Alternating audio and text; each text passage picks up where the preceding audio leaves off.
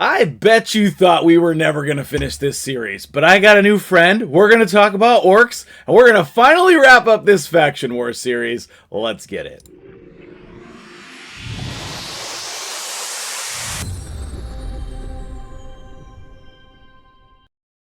What's up, guys? I enjoyed that. you like the opener? Let's get it. I enjoyed that. That was fun. Nice. What's up, guys? MtgJedi here. I got my dude Cole Red on the channel. This guy is coming up in the world. Very happy to have you on the channel. Killing it lately over on his channel. What's going on, my dude? How you doing today? I'm doing great. We got our Christmas tree this morning, which was really fun. And I'm just excited to be here. This is, in fact, my very first collaboration. So thank you for the invitation. I appreciate it. Yeah, my pleasure, my pleasure. And hopefully we'll be seeing you in the official content creator program pretty soon. Hopefully nice. I'm going to try to help you out on that. I'm going to put a word in for you. But guys, we'll be doing a collab over on Cole Red's channel as well. I'll have the links to all of his stuff in the comments or in the description. Make sure you head over there, give him a sub. He's doing some pretty cool stuff, shaking it up a little bit. You want to tell them a little bit about what you got going on in your channel before we jump into orcs? Sure, that'd be great. So basically, my content, I'm a free-to-play player. My content is all about free-to-play and also about sort of the beginning of the game. So one of the things that I focus on is, helping players get into the game. But obviously what's going on right now is the No Dime December with JGigs and the movement in the community. And so I've been covering that a bit. I don't want to overdo it because I think there can be overexposure, but I am in support of that movement. And you and I will be talking about that later on my channel. Yes, we will. Yeah, my dude JGigs. Stirring it up as per usual, but as always. Yeah, but let's dive into our topic here for the day on Orcs, sure. Which is the final faction in the series. Finally got there. We have a different content creator for every single faction, which was my goal all along. I'm so pleased I was able to bring everybody on the channel here. We're going to start off with our favorite champions, regardless of rarity. So being that you're the guest, let's hop on in here and talk about who your favorite orcs are. Sure. It's interesting because I've watched all of the other content creators and, I've seen them pick their favorite champions. And I think that as a free-to-play player myself, most of my favorite champions in the game are actually epics. Almost all of them are epics, at least, if you went by faction. So I think that, recently my favorite here has changed. So my previous favorite was Duke the Pierced. Okay. He's an incredible champion. He's kind of like the Stag Knight of this faction. So definitely I would say he is up there. But just recently, because of my new free-to-play account that I've been doing, I've actually kind of shifted towards Old Hermit Jorg. Oh, he's so good. He is so good. He is really good. I mean, in some ways, he's like a mini Arbiter for the early game. He's got a good base speed, which is really nice. I'll try to get out of the way there. You can see base speed of 104, which is very respectable. And then that A2 is just so strong with the 20% turn meter fill and the increased attack. It does exactly what Arbiter does, just not quite as well, not the 30% turn meter fill. But if you're looking for a go first arena champion to get your team moving and give you that increased attack, he is awesome. Yeah. And then obviously one of the great things about this champion is he never goes out of relevance because he's a reviver. Mm-hmm. So he's perfect for faction crypts and he's just going to get you all those 3 stars. Yeah. I love it. I think either him or Teagor right next to him should probably be in almost everyone's faction team just because of the revive aspect. And with the introduction of Monkey King, I bet he pairs really well with Jorg also, if you happen to have both of those. That's an excellent call out. Yeah, for sure. Since we're in epics, I will start with my favorite epic as well. I do love a lot of legendaries in this faction, but my favorite epic is actually Vrask. Every time I see people running Warlord in Arena, I always think, why does Warlord look so boring and Vrask looks so cool? He is one of my favorite aesthetic champions in the game, and he can just really carry an account with mediocre gear and do just crazy healing consistently. Still an underrated champion because he just does what he does. He doesn't do anything else, but he does what he does very well. So what he does is boost himself on his turn meter, but the passive heals the team whenever he does damage. And a lot of times you can just skip the A2 altogether. He's very narrow, but very good at what he does. Yeah, I agree. And I think Vrask is an excellent champion. And especially if you're a free-to-play player, in a lot of cases, you're looking for, like, as you build your roster, you're looking for champions who fill niches that are hard to fill, especially in faction crypts, or, if you're trying to get progress in Doom Tower or Doom Tower secret rooms and stuff like that. And the great thing about Vrask's heal is it's based on his HP. Yeah. Right? His max HP. So this can be a really nice chunky heal. It also happens every time he inflicts a critical hit. So if you are using any kind of counterattacks, or if you're using ally attacks, you can even boost the healing further. Yeah. I think sometimes people see really simple kits and they think, oh, this guy can't be that powerful. But sometimes the simplicity of the kit is where the power comes from. Yeah. And it's so crazy to me, like, since he's such an old champ, like, he's on the original outline for champions, and like his base HP is higher than like tons of legendaries, even legendary HP based champions. So it scales really well, really easily. It does. Yeah. What about legendaries? You got a favorite legendary from Orcs? I do. And in fact, it's not even really close. If I looked at all of my accounts ever, I've only pulled about 5 of these legendaries, maybe 6. No, it took me forever to get any Orcs on this account. So long. Yeah. And so I think there are some other good ones, some ones that I'm not going to look at that much just because I've never played with them. Mm-hmm. But I think the free login reward champion Artak is an absolute beast. Yes. And anybody that was lucky enough to join the game or play the game during that period of time has an absolute everywhere carry. I mean, he is just god tier in wave content. You can do fun stuff like put him in a stun set. You can, build him really fast. You can put him in regen and he can solo. He's got the AoE HP burn. He's perfect for Spider. He's perfect for Doom Tower. I even see him in early game arena, and he's just so hard to take down and does so much damage. He's super versatile, and because he was free, if you're a free-to-play player and you got him, he's got to be part of your arsenal. Yeah, 100% agree. And just, it's funny that you picked him because Vrask has a higher base HP than him too. But that doesn't mean that he's not good, but that's ironic, But Artak, super, super good. As for me, I know a lot of people know this, but my favorite champion, the reason why I started playing Raid is for Gallic. I just love him aesthetically, and I just got this past 2x Supreme Gallic, so I'm going to be building him. He's got to be my favorite legendary from this faction, like, not close. I'm super pumped to use him. I think that, like, block buffs is like one of the most powerful things you can do sometimes is prevent the enemy from putting up buffs, and really excited to use him in some sweet Hydra content. Yeah, I mean, there was that moment where all the Supremes came out and we were kind of judging which one was, the most appealing, which one was the most powerful. And I was looking at Supreme Gallic and I was like, that guy's a boss. Yeah. I would love to pull that champion on my account. Yeah, still wish they would have let us pick one. That would have been nice. Get your starter Supreme. I mean, that would have been cool, but needless to say, let's go ahead and move on. Are there any champions that you feel like are a trap or maybe overrated, something that is not worth investing in? I think there's a bunch from my perspective that we could talk about. We're not going to have time to talk about all of the champions, so make sure you guys tell us what your opinions are on all of this stuff in the comments below. But for now, Colred, let's hear what you got. Overrated, trap type champions from this faction. I thought about this question because I knew you were going to ask it, and I'm going to have a little bit of a controversial answer. Ooh, I like it.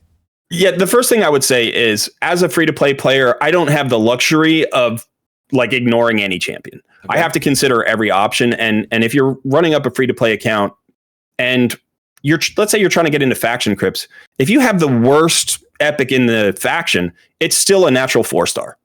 Yes. Right? It's still a level 40 that you can get some value out of. Mm-hmm. So I don't actually really look at champions and think any champion is unplayable. But I will say that sometimes we content creators, we hype up certain champions because they're very good. Yeah. But if you don't have the roster or you don't have the gear to support that champion or build them into the right team composition, it can be really underwhelming when you get that champion. And I actually think that's Seer. Seer. I think I can't wait for the comment section on this video. Yeah. Let's go right now. I'm so eager to hear your point of view on this one. I do not think she's overrated. I think she's fantastic. She's a really powerful champion. But I think a lot of times people get really, really excited to get her, and then they get her too early, and they don't have the setup, and they don't have the gear. The first time I got to see her, I was super pumped. I was like, oh, I've got one of the best wave clearing champions in the game. I built her and rebuilt her and rebuilt her. I tried her in different comps, and I could not get her to one shot a wave no matter what I did. And I think one of the reasons was I had built my roster in such a way as to emphasize like tankiness and moving slowly and, high success chance. And really, I didn't have the champions to back her up. And now I do, and she's God tier. Yeah, so one of the problems with Seer with this faction is she needs buffs. And this faction does not like to buff. So if you don't have some specific champions, like the best one in the faction to pair with her, in my opinion, is Kreela.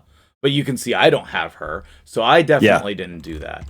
And then if you're talking accessible champions, there's very few. Your dude, Duck, or Duke, however you want to say it, he's pretty good. But you need the buffs to go with her, for sure. Yeah, so I don't think she's underrated. I don't think she's unplayable, but I do think she can be a little bit of a trap for early to mid-game players who think, oh, this is a powerful champion who's going to transform my account, when in reality, you need the account to support her. That's awesome. Yeah, absolutely. Well, I am going to go the opposite direction, and I'm going to say your starter champion. Ooh. If your starter champion is Gallic, what I found from takeovers and coaching is it's very hard to clear the faction with this guy in your team. And I think a lot of people, you 60 him as your first champion if you thought he was cool looking like I did. And then it comes to the faction and you get up towards those middle levels and then you run into some roadblocks and it's like, well, why isn't he getting me there? And then eventually you need to transition away from him and even though he's 60, build another champion in his place for most players. I'm not saying it's impossible. It's just a lot more difficult to clear the faction with him. And being that you're directing your audience to the beginning of the game, I feel like it's definitely worthwhile to mention that. Have you found it difficult in those upper levels with starter champions like this? I find that all of the starter champions are viable, but you're right that they lose their luster as you progress. And certain factions are easier than others. And I've cleared the faction crypts with Gaelic before on accounts, but you're right, it's tough. And you really need a very strong team around him because he can become the bottleneck. Yeah. So I agree. I think he is underwhelming. I mean, we all basically think that he's the fourth, he's the worst of the starter champions. No way. Get out of my house. Gallic's the best. I think he's the coolest looking one, but unfortunately, I do think he's a little bit underwhelming in faction crypts. Yeah, for sure. While we're talking about rares, are there any rares from this faction you actually like or would endorse as a free-to-play player? Yeah, so I was thinking about that too. And I think that I don't like to say, like I said before, I don't like to say that nobody's unusable. Like I don't want to say that anybody is unusable. I think Ironclad is fun. He's definitely fun. Yeah, I think he's fun. And once you get towards the end game and you have a really big roster and you can support him, he can be fun to mess around with. Yeah. But there isn't anybody here that I would just say, this is the rare that you need to build. What I would normally recommend is you look at what you actually have in the faction and then think about what you're missing. Yeah. One of the issues and one of the recommendations that I give to my community and beginning players is attack-based champions are very weak in faction crypts unless you get them to 60. Yes. Right. If you want to run a rare up, in a lot of cases, you might want to get value out of them at 50. Yeah. So you should stick with a defense-based champion or an HP-based champion, or at least a support who has a kit that's going to help keep everybody alive. Right. So what I would say is I would probably avoid all of the attack-based champions, and there are a lot. And I would pick one of the supports or defensive-based champions that might fit into your team comp. Yeah, I think that about sums it up for me. There's no one really here that sticks out to me. Back in the day, we used to say veteran. I've never even seen anyone clear it with veteran. So no. But as for the epics, though, I think a lot of the epics are usable or solid. So which free-to-play epics do you think are the best, or even multiple of them, or just geared towards clearing the faction crypt? Well, I think any of the revivers, right? So obviously revivers, and the really nice thing about the revivers, so you've got those two right there next to each other, Jorg and Tagore. I think that you can get away with taking them to 50 and keeping them there. Yeah. I also really do like the other champions in this faction that you would build for multi-purpose usage. Yeah. I don't typically recommend taking any epic to 6 stars for faction crypts. Like if you're taking them to 6 stars for other content, then usually you can get value out of them in faction crypts. One champion I really like in faction crypts actually is Sandlash Survivor. Okay. So I think that she provides a nice kit that you can use in other places. I mean, we've already talked about like Vrask and Jorg, so obviously those guys are there. Yeah. But I think anybody who's got a provoke can be useful. Yeah. And then you have the decreasing the duration of enemy buffs, which it doesn't play a lot in faction crypts, but it can sometimes matter. Yeah, no, but I like increasing a lot. Yeah. Increasing the duration of ally buffs is actually really strong if you're going with a defensive based team, or, a team that needs to get 3 stars every time. Because that tends to be my play style, is move towards survivability, sustain, revives, get your 3 stars, and then move on. Yeah, nice. A good strategy in that type of a scenario is somebody in a toxic set, just to help you get a little bit more damage, especially on the boss. But I'm going to have to disagree with you here about 60ing people for faction wars. Oftentimes, it's easy enough to clear the faction with 50s. It is, honestly. But the majority of the time when I'm doing takeovers, what happens is people try to not level those champions up, and then that's the main reason why they can't clear the faction. As soon as I get them to level up a champion or two, they clear it right away. So I love the initial idea of trying to clear it with 50s and a couple 60s, but if you're stuck, I think it's perfectly fine to level up people just for faction wars. And then you'd be surprised where they come into play down the road in random different places. Like I-60 to Duck the Pierced for just clearing the faction. And now I'm going to bring him back in a video here soon. So, I think don't worry about that. If you need to 60 them, then just do it. Yeah.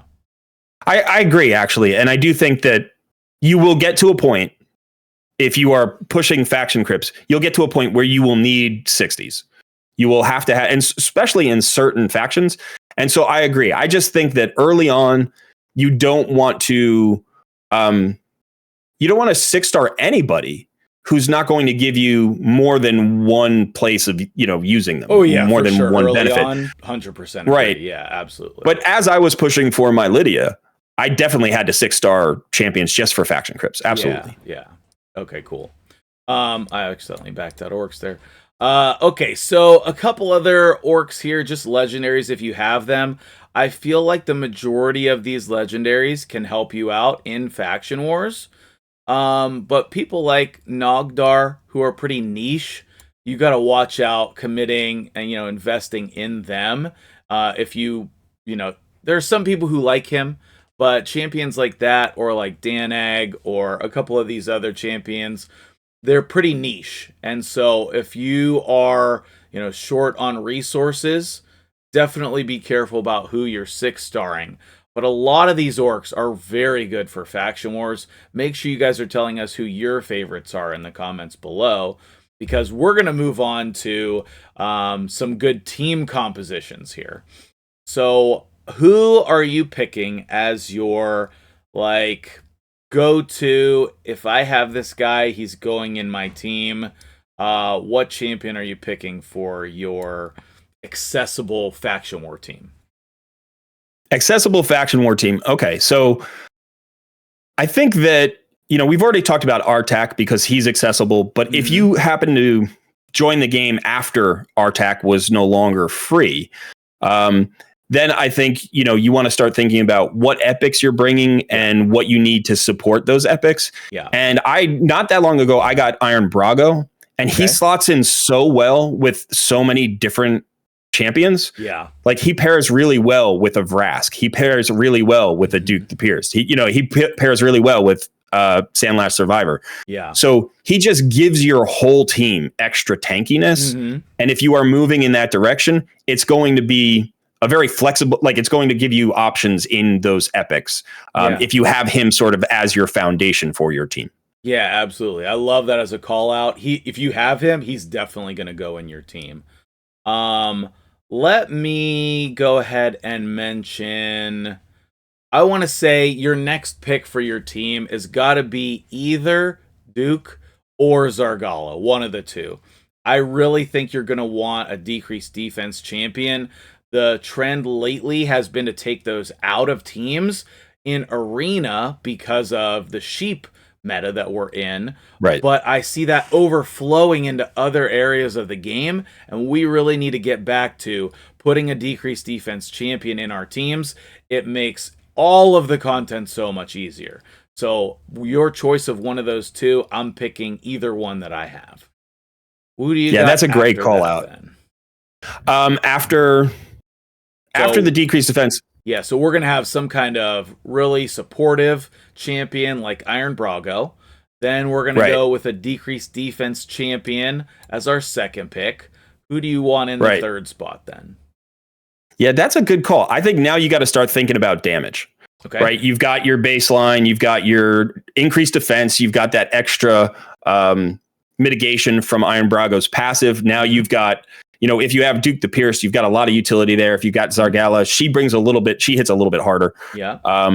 But I would start thinking about bringing in your damage. And I think for me in this faction, let's see, I'm going to look at what my current team is. Oh, are we going to do that after? Yeah, let's you want to do that after for that? Yeah. Okay. So then let me just look at let's see.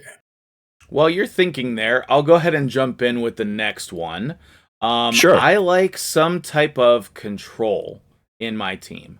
So your call out of Sandlash is great. I'm going to call out an underrated control champion, and that's Tuhawk. What he controls is going to be the turn meter. And what he also does is decrease speed. And he has a little bit of stuns in his kit as well. But I almost never see anyone talking about this guy, and I feel like he pops out of void shards like it's his job. He can do a little bit of damage as well as an attack-based damage dealer, but he can also bring you the time that you need in order to get through the waves. So the legendary version of that would be Growhack. Those two kind of fill that same spot. But any type of champion that's going to be controlling is going to help you get through the waves as well. So let's go ahead and lock in someone like that as our third spot, and you can go ahead with the fourth one. All right. So again, I can't get away from Artak. I think he's grindy. He works well with a defensive-based team. But I would say that if I'm trying to bring damage, one of my favorite ways to bring damage in any scenario is an ally attack champion. Okay. So if you have Kreela Witch Arm, if you happen to have her, she gives you that increased attack buff. She gives you increased crit rate buff for all your allies. It's up for 3 turns, and then she's got that AoE. So she's going to hit herself, but then she's also got that ally attack. Now you don't know, it's not a full team, right? Somebody's going to get left out of the team. Right. But yeah, again, and it adds a little bit of that control with that stun debuff. So I happen to really like her. I didn't have her on my main account, but I have pulled her on my Noob versus Pro, my Lobby account. And I keep looking at her and I'm like, I need to build this champion. Yeah, she's so good. I have to build her. Yeah. I've been playing long enough, fortunately, that I did her fusion on my original account as well. I would love for them to just buff her and change this 3 to all allies. It really should be. She would see so much more play. She's very, very good. But any kind of champion that's going to bring more damage to your team, I've been loving ally attack as well. Even like Robar and Danag can come in for some damage, or Garog. Whoever your damage dealers are is fine. You definitely do need to slot that in. And then I think we're going to need to pick somebody who like locks in those 3 stars for us as our last champion. So that's going to be Jorg, Teo, I cannot say that guy's name. Tagore? Tagore, yeah, there we go. There you go. But also, let's not forget about Maroka, okay? She's not going to be as consistent, but if you don't have the other 2, she does do the revive on death. So if you can time that a little bit right and get her moving quickly, she can really help you out. And then she has some healing as well as decreased speed for the boss. I think wrapping up our team with some type of revive is definitely going to help us lock in those 3 stars. That's always key. And in fact, that's the thing, probably the number one tip I give free-to-play players when they start talking about faction crypts and they're like, I'm having trouble, maxing mine out. I'm like, well, have you built a reviver? Yeah. Because you only need to get your 3 stars once. Yeah. Right? And then you can worry about how fast you farm it later. But for right now, get that reviver. And if you don't have Jorg or Tagore, then I think you're right. Maroka can be, you might have to run it 10 times, but she might be the solution to get you that 3 stars. Yeah, for sure. I think that all of these champions that we've talked about today are really great additions to any account. So let's wrap it up with our faction war teams that we run personally right now. If you're ready, you can go ahead and start while I'm pulling mine up. Okay, so again, as that free-to-play player, almost all of my champions, like I make it work. I figure out the combo to make it work. It's never like I have a lot of options. So I actually only have 5 6-star champions in this faction. Okay. So my all-around carry is Artak in a stun set. Okay. So he is providing the majority of my wave clear. Iron Brago is kind of the backbone, giving me a lot of defensive abilities. And then I do run both Sandlash Survivor and Duke the Pierced. Nice. So all tanky champions. And then I've got my old Hermit Jorg at 50. And he's just there to make sure that if anybody dies, they come back. But realistically, he's just giving me a little bit more turn meter fill. Maybe the HP burns on a boss, a little bit of extra damage for Artak to ignite or whatever. But he's just there as needed in spot cases. But I do have my Seer at 6 stars. So I have recently just been running without a reviver, and it seems to be working out just fine. Oh, yeah, for sure. The hardest thing is clearing it the first time. After that, what you're going to find is like it gets so much easier. Like you can run it with people with no gear. It doesn't matter because if they die, as long as you win, it doesn't matter. So and once you get those power levels on certain champions, you can, in some factions, you can clear it with just 2 or 3 champions, and the others are more just there to like speed it up a little bit. Yeah, absolutely. So you can see here, I got a little bit more of an endgame team because I've been playing on this account for years at this point. But I still have some of those same champions that you're talking about. Like Iron Brago, still in the team. He's great. Seer, obviously amazing. But I got Gomlock Skyhide in there. The Doom Tower champion that we can all get for free. He's going to do decreased defense and weaken. That helps me speed up this clear time. Robar in there. He does some pretty good damage, but he's also going to do decreased defense on the second wave. And then I have my goofball Trumbor here in there just for buffs for Seer to eat and, whatever he can clean up a couple guys that, need a little bit of extra damage to wipe that wave. So make sure you guys tell us what champions that you enjoy the most in this faction and what are your teams. What did we miss when we're talking about this faction? We always love to hear from you. Colred, it's been an absolute pleasure having you on the channel today. Thanks so what much. would you It's like been to a lot of say on fun. the way out here, my dude?